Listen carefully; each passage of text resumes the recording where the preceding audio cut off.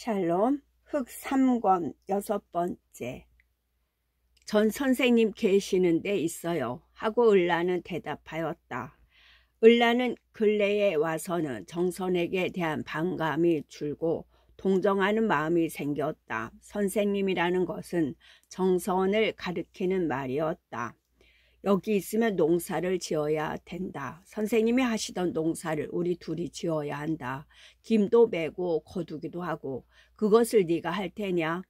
하지. 그럼 못해요? 그렇지 않아도 금년부터는 해보려고 했는데 하고 을라는 밭과 논에 나가서 다리와 팔을 올려 걷고 김을 매는 것을 상상하였다.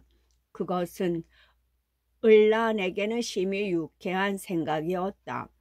떼약볕에 논밭에 김을 매는 것이 그렇게 수월한 일은 아니다. 알아요. 그래도 전 해요. 혼자 서울은 안 가요. 언제까지든지 살려올 때 살 테예요. 하고 을라는 고개를 숙이고 눈물을 씻는다. 고맙다. 그러자. 응. 우리 둘이 여기서 선생님 돌아오실 때까지 농사 지어 먹고 살자. 응? 하고 정선도 새로운 눈물을 흘렸다. 나도 다리만 성하면야 남 하는 거 못하려고. 그렇지만 밭김이야 못 매겠니. 그것도 못하면 집에서 밥이야 짓겠지. 소나 먹이고. 하고 정선은 결심의 표로 입을 꼭 다물었다. 을라나, 넌 소 먹이는 거 구경했지? 하고 정선은 제가 소를 먹일 것을 생각하고 물었다. 그럼요. 강가로 슬슬 끌고 다니며 풀을 뜯기고 배가 부를 만하면 물을 먹이고 그러면 되죠. 별거 있나요 뭐. 꼴을 누가 베냐? 하고 정선은 남편이 꼴 망태에 먹음직스러운 꼴을 베어서 메고 석양에 소를 끌고 돌아오던 것을 생각하였다. 제가 꼴을 베면 남들이 웃을까? 하고 을란이가 웃었다. 커다란 계집애가 꼴을 베는 게 다 무엇냐. 아이를 하나 얻어둘까? 하고 정선도 웃었다. 이때 작은 가비가 또 시끈거리며 달려왔다. 한갑 어머니가 물에 빠져서 돌아가셨어요. 하고 작은 갑은 주먹으로 이마에 땀을 씻었다. 네? 하고 정선은 펄쩍 뛰었다.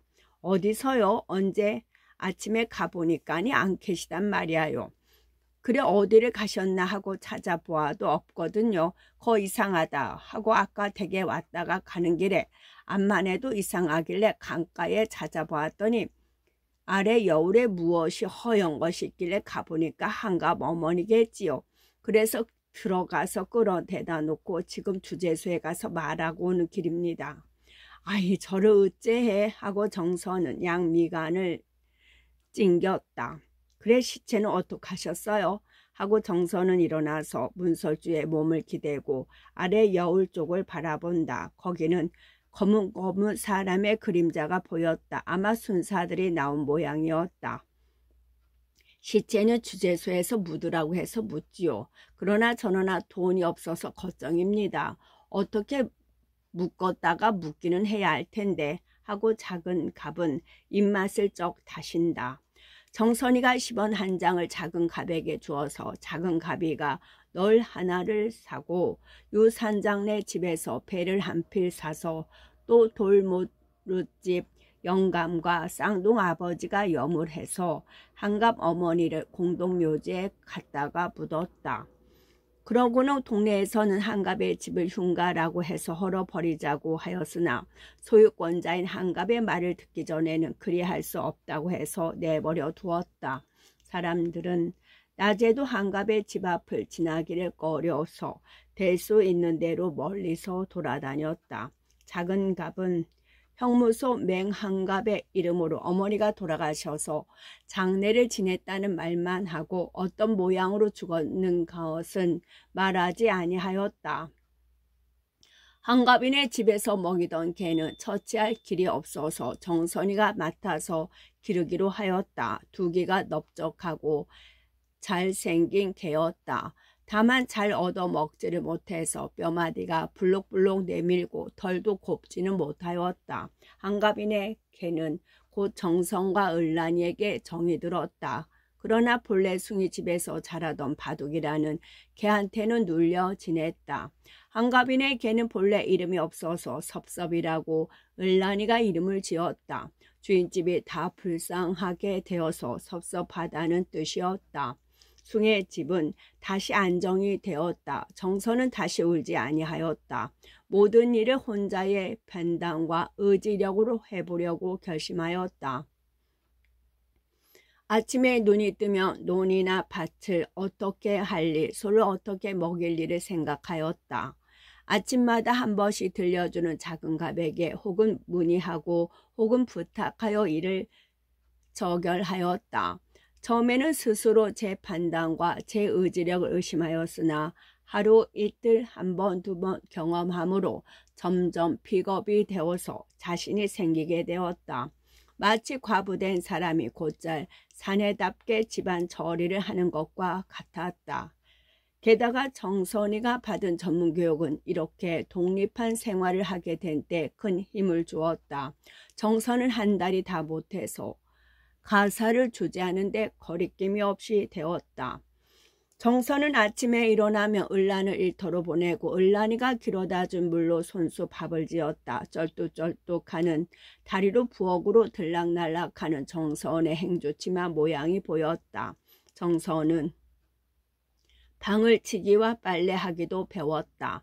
소를 강변으로 끌고 다니며 불을 뜯기기도 하고 썩 좋은 꿀판을 발견할 때에는 이튿날 낫을 들고 나와서 꿀을 베기도 하였다.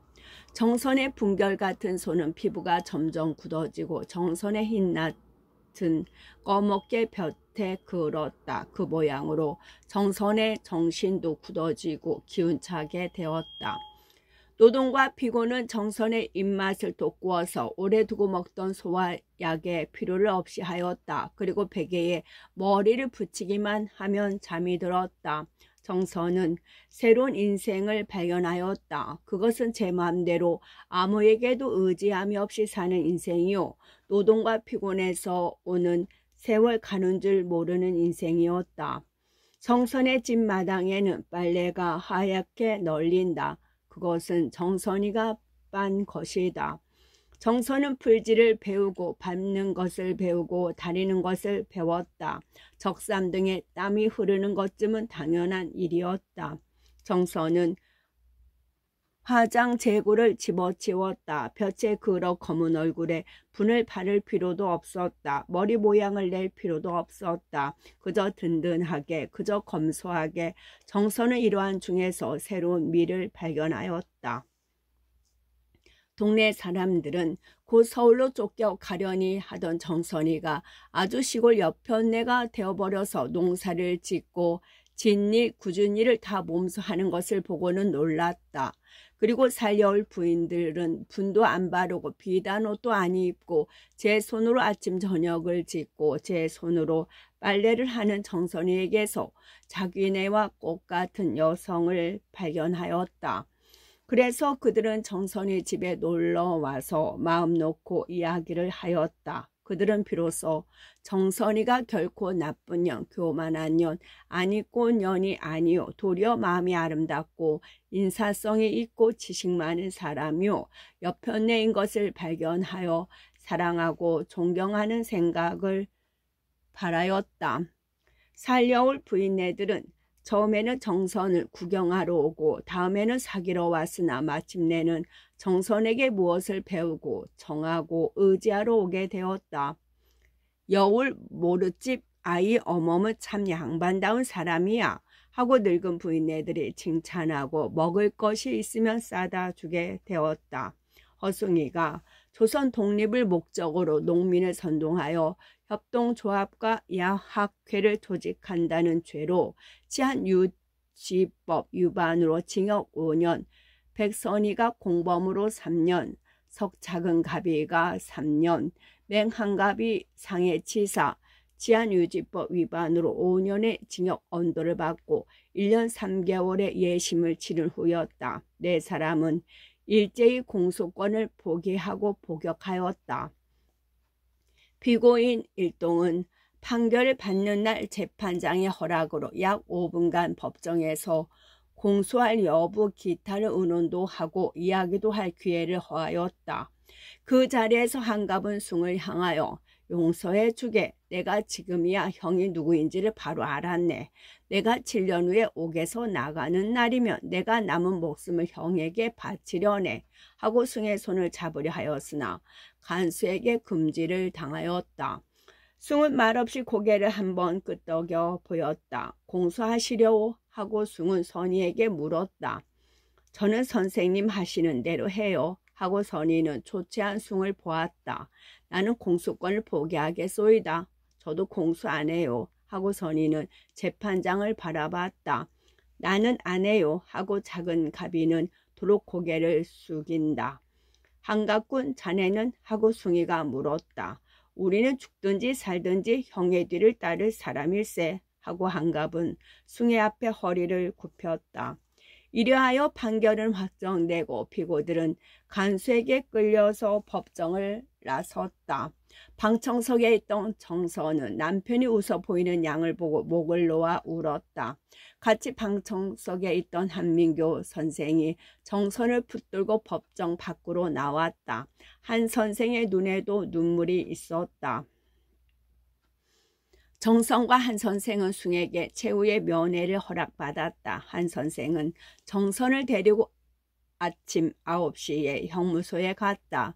높은 벽돌담, 시커먼 젊은 조그만 창으로 내다보는 무장한 간수의 무서운 눈, 그 앞에 면회하러 온 친족들, 늙은이 젊은 여편네, 어린애를 아는 촌 부인네, 양복 입은 사람, 이러한 7, 8인이 문 앞에 모여 있었다. 다 대서소에서 면회 정원과 차입 정원을 조그만 창으로 들이밀고 제 차례가 돌아와 불러들이기를 기다리고 서성서성하고 있었다. 큰 철문 밑고 작은 철문이 삐걱 열리고 무장한 간수의 전신이 나타나면 하고 사람의 이름을 부르면 제마다 제가 불린 듯하여 한두 걸음 문을 향하고 일제히 걸어 들어가다가 정말 불린 사람만이 들어가는 것을 부러운 듯이 바라보고는 슬며슬며 뒤로 밀려서서 또 왔다 갔다 하기를 시작한다. 그동안 자전거를 타고 온 출입상인들과 인력거를 타고 온 변호사들이 들어간다. 이리 하기를 1시간이나 한 뒤에 간수가 나타나며 한민교 윤정선 하고 부른다. 한 선생은 정선을 앞세우고 나무패 하나씩을 받아들고 절문 속으로 들어갔다. 문에 들어서서 황토물 들인 옷을 입은 죄수들이 무슨 짐들을 가지고 개미떼 모양으로 오락가락 하는 것을 보면서 마당을 건너 문을 열고 들어가면 형무소의 서무과다. 모두들 부채를 붙이며 사물을 보고 있고 면회 정원을 받은 간수가 앞에 놓인 수없는 정원 중에서 한 장씩을 골라 뽑아가지고는 무슨 일로 만나?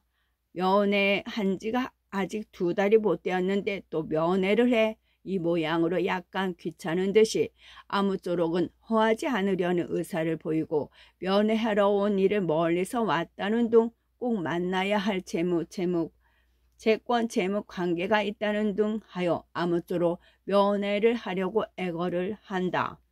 한 선생과 정선은 여기서 기다린 지도 약 1시간, 벽에 걸린 시계가 11시를 가리킬 때에야 겨우 차례가 돌아왔다. 간수는 정선이가 가지고 온 재판장의 소개를 내보이며 재판이 끝난 뒤에 재판장의 소개가 무슨 상관이오? 하고 벽두에 트집을 잡았다.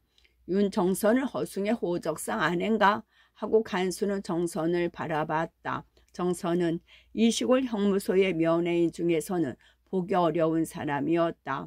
정선의 이 아름다움과 그리고 갖추어 있는 모양은 사람들의 주목을 끌었다. 네, 하고 정선은 일종의 모욕감을 느끼면서도 순수하게 대답하였다. 한민규는 무슨 일로 만나오? 하고 간수는 한 선생을 보았다. 나는 허숭 씨와는 친구요. 허숭 씨는 복역 중에는 그 집 살림을 돌볼 사람이 나밖에 없고 또 백선이로 말하면 내가 가르친 학생인데 부모도 없고 형제도 없으니 복역 중에 그의 재산 정리도 내가 하지 아니하면 아니 될 형편이외다. 그 까닭에 내가 서울서 위에 내려왔소이다. 하고 한 선생은 간수를 정면으로 바라보면서 말하였다.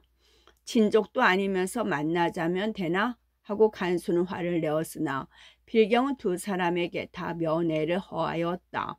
자, 지하실에 내려가 기다려. 하고 간수는 다른 정원서를 집었다. 한 선생과 정선은 다시 물품 드리고 내주고 하는데 가서 차입했던 의복 기타 물품을 받아내 수속을 하고 연예인들이 기다리는 지하실을 찾아 내려갔다. 6월에 지하실은 찌는 듯이 더웠다. 사람들은 제 차례를 기다리고 모두 말없이 앉아 있었다. 저마다 제가 찾아온 재수를 생각하고 있는 것이다. 어떤 쪼그라진 노파는 간수가 번뜩 보일 때마다 나으리 우리 아들 좀 만나게 해주시오. 300리길을 늙은이가 걸어왔수다 하고 부처님 앞에서 하는 모양으로 합장하고 절을 하였다. 간수는 본체 만체하고 면에 차례된 사람을 데리고 들어갔다. 자제는 무슨 죄로 와 있소? 하고 어떤 양복 입은 청년이 묻는다. 우리 아들이요. 우리 아들 좀 면회하게 해주세요. 하고 노파는 그 청년에게도 절을 한다. 이 노파는 기가 절벽이었다. 여러 사람들은 심시파적으로 노파의 귀에 소리를 고래고래 질러도 손으로 신용도 해보았으나 뜻은 통하지 아니하고 다만 아들을 만나게 해달라고 같은 소리를 할 뿐이었다. 이윽고 간수가 나와서 그 노파를 보고 안 돼, 가 하고 일변 고개를 흔들고 일변 손으로 가라는 뜻을 표하였다. 노파는 또 몇 번 합장 배례를 하였으나 간수에게 몰려 밖으로 나가고 말았다. 노파의 아들은 모의 소작쟁이에 들어갔다가 농터를 패인 한으로 지주의 집에 불을 놓은 청년이었다. 마침내 정선의 차례가 왔다. 윤정선, 한민교 하고 두 사람은 함께 불렸다. 정선과 한 선생은 각각 간수가 지시하는 창 앞에 가 섰다. 2, 3분이나 지났을까? 한때에 정선이 앞에 있는 창이 덜컥하고 위로 올라가고 거기는 숭의 얼굴이 나타났다. 왔소? 하고 숭은 반가운 웃음을 띄웠다. 몸은 괜찮으시오? 하고 정선은 울렁거리는 가슴을 억지로 누르면서 첫말을 내었다. 정선의 눈에서는 눈물이 쏟아지려 하는 것을 간수가 주의하던 말을 듣고 억지로 참았다. 나는 괜찮아요. 선이 잘로 하고 숭은 아내에게 묻는다. 선이란 정선이가 난 어린애의 이름이다. 오적에는 물론 숭의 맞달로 되어 있다. 네. 하고 정선은 울음 섞어 대답하였다. 어떻게 하려오? 서울로 올라가시려오? 편할 대로 하시오. 하고 숭은 정선의 말문을 열려고 애를 쓴다. 난 서울 안 가요. 살려서 농사 짓고 있을 테예요. 작년에도 나하고 을란이하고 둘이서 농사를 지어서 벼 20섬하고 조 10섬, 콩 2섬 했답니다. 금년에도 농사를 버려놓았는데 벌써 모두 절반이나 나고 난 밥을 짓고 소 먹이지요. 내 손 좀 봐요. 하고 꺼멓게 그을고 거친 손을 가지런히 숭의 눈앞에 내어 보인다. 정말? 하고 숭은 고개를 앞으로 숙여서 정선의 손을 보았다. 조그만 손이 거질 리가 없지만 피부는 많이 거칠었다. 그럼 이제는 나도 농사를 많이 배웠어요. 소만에 목화 심고 망종에 모내고 하고 정선은 웃는다. 오라이 그러면 내가 나가도록 살려우를 지키시오. 하고 숭은 더욱 유쾌하게 그래 손수 지은 쌀로 손수 지은 밥맛이 어떻소? 서울서 먹던 밥맛과 하고 숭은 소리를 내어 웃었다. 아주 많나요? 당신만 집에 같이 계시면 얼마나 더 맛날까? 호박님 된장찌개가 아주 훌륭하게 맛나. 김매다 말고 밥머리에서 먹는 밥도 먹어보았지요. 아주 맛나. 수화 분량도 다 없어졌어요. 난 이제 아무 걱정도 없어요. 하고 정선은 정말 아무 걱정도 없는 모양을 보인다.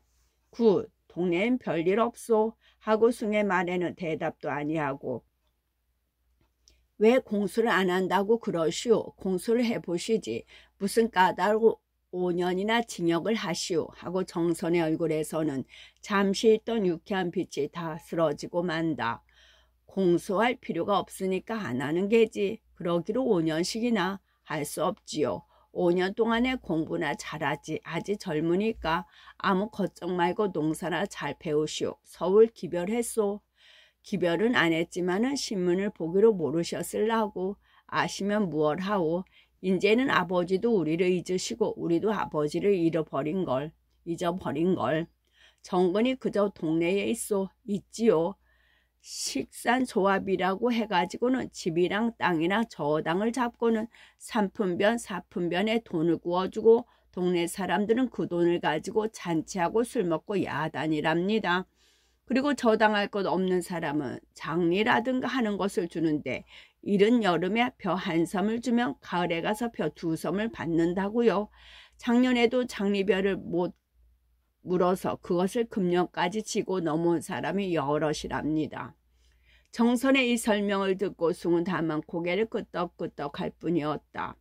간단히 가사에 관한 것만 말해 하고 간수가 주의를 하였다. 그럼 우리 협동조합 재산은 더 어찌하였소? 하고 숭이가 묻는다.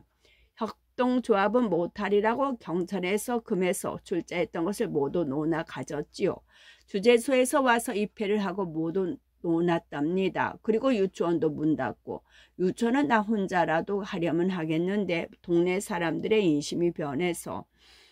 그래도 근래에는 동네 부인들이 우리 집에 놀러도 오고 의논하러도 와요. 다들 못 살게 된다고. 술들만 먹고 빚들만 지고 하고 예전 생각이 나나 봐요. 숭은 가만히 살여울을 생각하고 살여울의 앞날과 조선 농촌의 앞날을 생각하였다. 3년의 세월이 흘러갔다. 살여울의 농민들은 이 동네 생긴 이래로 처음 당하는 견딜 수 없는 공경을 당하였다.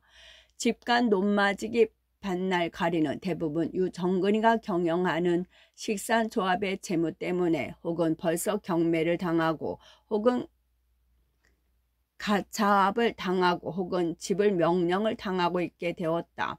빚을 얻어 쓰기가 쉬운 것과 옛날의 신용대부 대신에 신식인 저당권 설정이라는 채권 채무의 형식은 가난한 농민들을 완전히 올가놓고 말았다.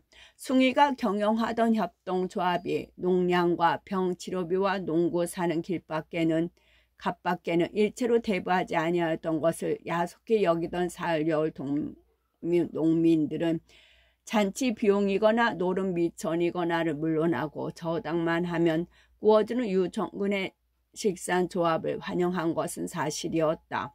그러나 가여운 농민들은 그것이 자기네의 자살 행위인지를 몰랐던 것이었다.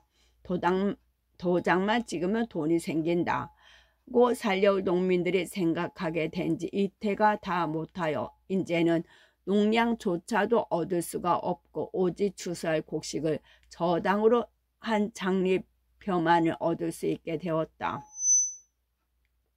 정근의 아버지 되는 유산장은 아들의 수완에 절로 단복하였다. 그래서 금년 봄부터는 모든 재산권을 전부 아들 정근에게 맡겼다.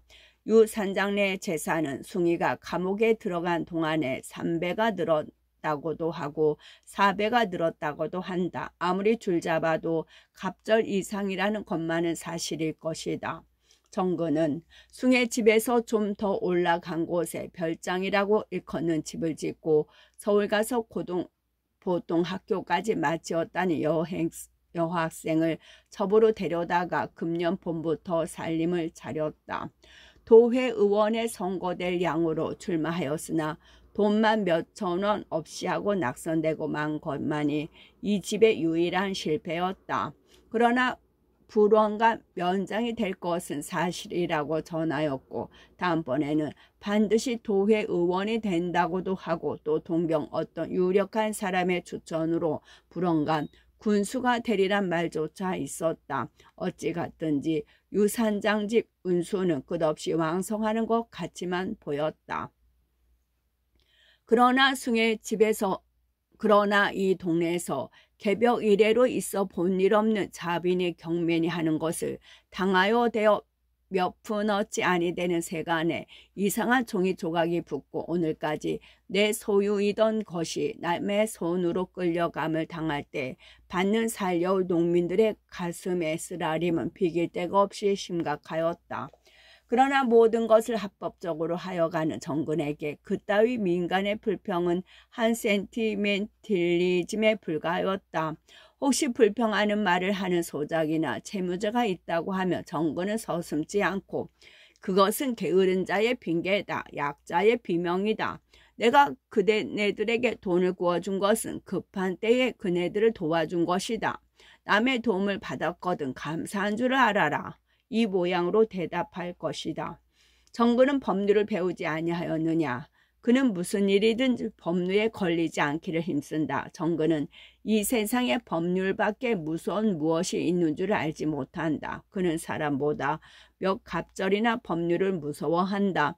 무서워하는지라 그는 요리조리 법률을 피할 길을 찾는 것이다. 그의 정신의 전체는 법의 그물을 피하여 돈을 모으는 것에만 쓰였다. 그러나 정근에게도 한 걱정이 생겼다. 그것은 작은 가비의 만기 추록이다. 정근이가 작은 가비가 돌아오는 것을 두려워하는 이유는 간단한 것이 아니었다. 작은 가비가 돌아오면 자기의 행포에 한 꺼림이 생길 것은 말할 것도 없다. 그가 비록 보통 학교 밖에는 더 배운 것이 없고 또 사람도 그렇게 잘난 편이 아니지만 작은 가비에게는 옳은 것을 위해서는 겁을 내지 아니하는 무서운 성질이 있었다. 그것은 힘으로 누르기도 어렵고 돈으로 사기도 어려운 성질이었다. 이를테면 작은 갑은 좀 둔하면서도 직한 벽창우였다. 정근은 작은 갑과 어렸을 때 동무로서 이 성질을 잘 알았다. 숭이가 작은 갑에게서 본 것은 이 성질이었다. 정근은 작은 갑의 이 성질이 싫고 무시무시하였다. 게다가 그는 감옥에서 3년이나 닦여나지 아니하였나. 그는 검사정에서나 공판정에서 나는 뭐로 허숭이가 하라는 대로만 하였소 한다든지 조선이 잘되고 어쩌고 나는 그런 것은 모르고 돈이 생긴다니까 하였소 하기만 하였던들 그는 백방이 되었을 것이다. 그러나 우직한 작은 갑은 어디까지든지 허순과 동지인 것을 주장하였다. 검사와 예심 판사의 유도함도 듣지 아니하였고 공판정도 그대로 뻗대었다. 이것은 온 동네의 웃음거리가 되었다. 미친놈이라는 별명까지 얻었다. 그러나 정근은 이러한 작은 갑을 다만 미친놈이라고만 웃어버릴 수는 없었다. 그러나 정근이가 작은 갑이를 싫어하는 데는 또 한 가지 이유가 있었다. 그것은 작은 갑의 아내에 관한 것이었다. 작은 갑의 아내는 작은 갑이가 옥에 들어갈 때 겨우 16살이었다. 12살에 민며느리로 와서 15살에 머리를 얹고 혼인을 하고 내외 생활을 한 지 1년 만에 옥에 들어간 것이었다. 작은 가비가 옥에 들어갈 때에는 면회하러 온 아버지 돌모로집 영감에게 제 아내를 날마다 숭의 집에 보내어 그 집 일을 도와주게 하라고 부탁하여서 한 이태 동안은 그러하였다. 그러다 정근이가 여학생 첩을 해서 따로 집을 잡은 뒤에는 여러 가지로 꼬여서 작은 갑에 저를 한 달에 2원씩 월급을 주기도 하고 아침부터 저녁까지 여학생 첩의 시중을 들렸다. 밥도 짓고 물도 깃고 세숫물도 놓고 빨래도 하고 그리고 자리도 깔고 걷고 어멈비슷 몸종 비슷한 일을 하였다. 월말이면 월급 외에 인조견, 지마채, 저고리감도 주었다. 정근이가 작은 갑에 저를 이렇게 불러다가 쓰는 것은 결코 그의 서비스만을 위함이 아니면 물론이었다. 18, 19살에 통통한 그 육체에 마음을 두었으면 물론이었다. 동네에는 한 달에 못하여 소문이 났다. 학생 첩과 정근과의 싸움이 나면 그것은 작은 갑의 저 때문이라고들 다 추측하였다. 아마 그럴 것이다. 아가, 너 학생 첩내 집에 가지 마라. 가더라도 해지기 전에 돌아와. 이 모양으로 시아버지의 말을 듣는 일도 작은갑의 저에게는 있었다. 한 달에 20냥이 얼마야요? 하고 며느리는 뾰루통하였다. 아들과는 딴판으로 사람이 좋기만 한 돌못집 영감님은 그 이상 더 말할 수가 없었다. 이 촌에서 인조견 옷을 거치고 낮에 분기운을 보이고 다니는 며느리의 꼴은 시아버지 눈에 아니 거슬릴 수 없는 풍경이지만 명절이 되어도 며느리 옷 한 가지 못해주는 시아비로는 그 이상 더 책망할 수도 없었다. 오직 월말이면 지전 2장을 꽁꽁 뭉쳐다가 시아버지 앞에 내어놓는 것만 눈물겹게 생각하지 아니할 수 없었다. 이러한 때에 돌아온다는 작은 갑이다. 돌모루집 영감님은 며느리가 지어놓은 작은 갑의 옷 한 벌을 가지고 며느리가 본 돈으로 자비를 해가지고 형무소까지 아들 마중을 갔던 것이었다. 작은 가비가 살려울에 돌아온다는 날, 그날은 곧 선이도 돌아온 날이다. 동네 정력 6, 7위는 저녁차에 2 사람을 맞으러 일을 쉬고 정거장으로 나아갔다. 정선이도 고무 다리를 끌며 을란을 데리고 우물개까지 나와서 기다렸다. 이 우물은 정선과 을란은 모르지만 인제는 벌써 5, 6년 전에 유순이가 바가지로 이슬 맺힌 거미줄을 걷고 식전물을 기르면서 숭이가 돌아오기를 기다리던 곳이다. 순의 무덤이 바로 이 우물을 내려다보는 위치에 있는 것도 이상한 인연이었다. 유순의 무덤은 벌써 새 무덤의 빛을 잃었다. 다른 낡은 무덤과 같이 풀로 덮이었다. 정선은 청명추석에 을란을 보내어서 이 돌아볼 사람 없는 유선의 무덤과 한갑 어머니의 무덤을 돌아보게 하였다. 예수교 학교에서 자라난 정선이라 음식을 버려놓는 것은 아니지만은 풀이나 뜯어주고 꽃폭이나 심어주었다. 정선은 우물가에서 서서 순의 무덤을 바라봤다. 을란도 따라서 바라보았다. 여기 오신 지가 몇 해야요? 하고 을란은 감개를 못 이기는 듯이 물었다. 벌써 5년째다. 우리가 농사를 4번이나 짓지 아니했니? 하고 정선은 서울 있는 쪽을 바라봤다. 부모 생각도 나고 집 생각도 났다. 떠난 지 4, 5년이 되어도 소식도 없는 집. 그러나 그것은 그리운 것이었다. 그리고는 정선의 머리는 돌려지었다. 거기는 남편이 흙물 묻은 옷을 입고 있다. 4, 5차 면회도 하였고 이따금 편지도 오지만 앞으로 아직도 이태를 남긴 남편이 들어갈 기회가 망연하였다. 해는 뉘어뉘어 넘어간다. 지평선 위에는 구름 봉우리들이 여러 가지 모양과 여러 가지 색채로 변하였다. 논김을 매는 사람들이 석양 빗긴 볕에 마치 신기루 모양으로 커다랗게 떠오르는 것을 바라보았다. 으허 허허으 하는 소리밖에는 말뜻도 알아볼 수 없는 매나리 소리가 들려왔다. 배고프고 피곤한 것을 이기려는 젊은 농부들의 억지로 짜내는 소리였다. 장에 갔다가 돌아오는 장돌님의 당나귀 방울 소리가 들리고 맥고자 밑에 손수건을 들인 장꾼들이 새로 산가 싶은 부채를 붙이며 짓거리고 가는 것이 보였다. 이윽고 작은 가비와 선이 일행이 무덤이 고개를 넘는 것이 보였다. 뒤에 따라오는 것은 정선이가 돌모로집 영감님 편에 붙인 제 옷, 예전 서울서 입던 옷을 입고 제 파락소를 받은 선이었다. 저기 오시네 하고 을란도 반가워서 따라갔다. 머리를 치렁치렁 따느린 커다란 계집에다 정선도 쩔뚝쩔뚝하며 몇 걸음을 더 걸어갔다. 청년들은 자기네 힘으로나 빼어오는 것 같이 작은 갑과 선이를 옹이에 가지고 의기양양하게 떠들고 웃고 손가락으로 가리켰다. 그리고는 또 떠들고 웃었다.